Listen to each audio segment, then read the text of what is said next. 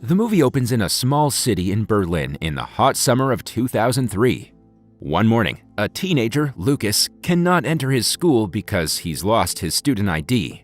Due to this, the security guards at the school gate do not let him pass. Left with no choice, Lucas heads to a convenience store, gets a drink, and texts his Italian friends Gino and Julius to hang out. Moments after, Lucas's already school-cutting friends catch up with him. They usually spend their time smoking pot and trying, largely unsuccessfully, to hit on girls. After their brief meetup, the boys plan to buy some weed in the nearby park. However, they get caught in the rivalry of two groups of dealers. Initially, Julius approaches the Arab dealers, but they seem to be bothered by the presence of a German, i.e. Lucas. It turns out they're having some Cold War against the Germans due to the ongoing social reforms in Berlin. Soon enough, Ali, the gang leader, picks on Lucas, who stays rather submissive. Lucas's subservient nature further provokes the leader, and consequently, he gets punched in the face pretty badly. The Arabs then threaten Lucas and his friends to never step foot in their neighborhood. Lucas is furious at Julius and Gino for trying to deal with the ruthless Arabs instead of contacting their usual supplier, Cem, the leader of another gang. Regardless of what happened, the boys approach Cem for some weed. This leader, who seems to have a good relationship with Lucas, becomes concerned when he sees his battered face. When he learns that the Arabs, their rival gang, are behind this, Cem is determined to avenge his friend. Furthermore, Julius provokes Cem by claiming that the Arabs supposedly badmouthed him. Following this, Cem rounds up his gang members along with Lucas, Gino, and Julius and heads to the rivals' neighborhood. A mass brawl soon breaks out until the police arrive. In the ensuing fight, Lucas and Gino get beaten up very badly, while Ali fractures his hand. Consequently, one of the drug dealers demands 500 euros from Lucas as compensation for the police intervention on their turf. The teenager is told to bring the money to the same park at 3 p.m. tomorrow. When Lucas returns home that evening, he gets scolded by his father. Lucas's older brother Marco is a living street legend in the district and keeps his head above water as a petty criminal. He also has a small brother who, just like Lucas, is a victim of a bully in their neighborhood. His father Matthias is unemployed and overwhelmed with parenting 3 kids after the death of his wife. The following day, Lucas goes to school using his small brother's ID. During class, he is praised by his teacher for his well-written essay. The teacher also points out that Lucas perhaps has the greatest potential to make something of himself. However, the teenager is not paying any attention to what his teacher has to say. He is rather preoccupied with the other day's event. He tells Gino that they owe 500 euros to the Arabs. Gino then promises to bring his savings to clear their dues, so he heads home. Just then, the headmaster enters the class and introduces a new student, the half-Cuban Sanchez. The scene then shifts to Gino's home, where he tries to gather his savings from a safe.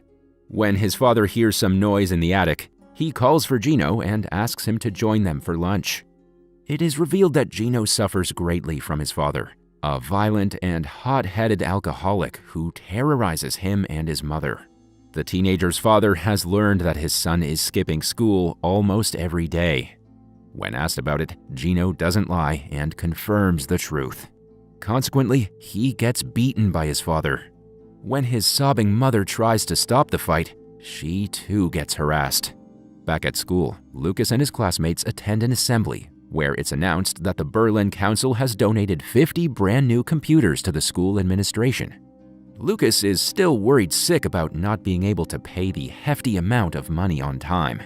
After school, he calls Gino and asks whether he's bringing over his share of the money. Gino sadly tells him that he cannot make it due to personal reasons. Lucas has no other choice than to call Julius and ask him for the dues.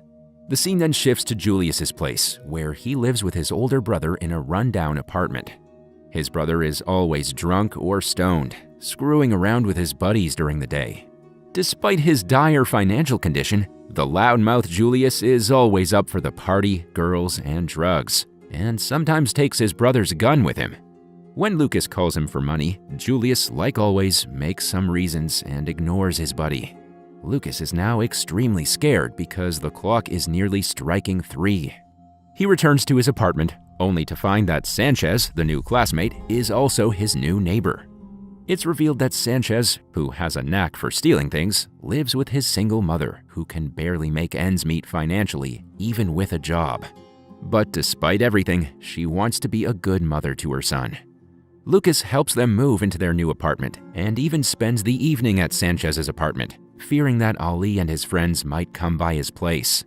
Just when the boys are having a good time together, Ali calls him and demands the dues.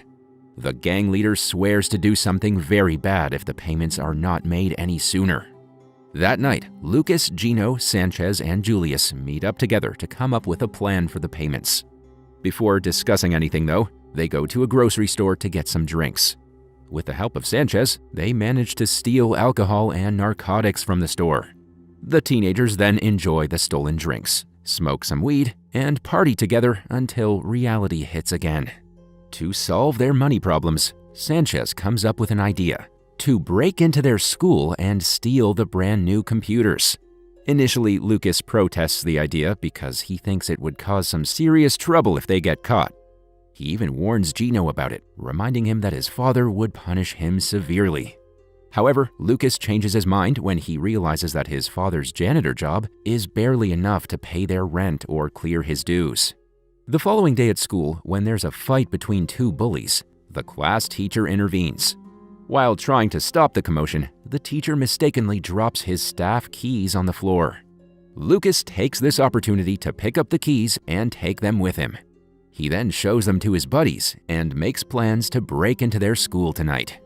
Later that night, the boys, excluding Gino, who ditched at the last minute, meet in front of the school gate and prepare to break in. Before officially going ahead with the plan, Lucas and Sanchez get into a small argument with Julius because the latter is rather loud and has also brought a gun, which could be pretty risky.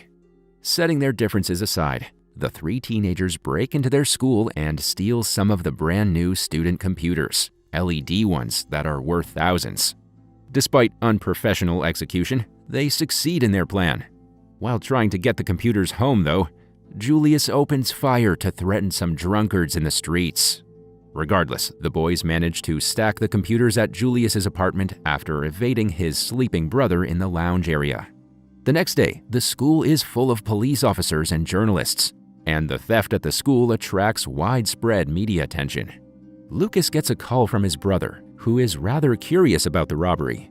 Marcos lets him know that the perpetrators will be caught sooner or later because the computers are registered so they can be tracked. However, Lucas doesn't reveal to his brother about his involvement in the robbery. The following day, the boys manage to sell 3 of the computers, but for a very disappointing sum. Regardless, they're happy to compromise because they finally have some cash in hand.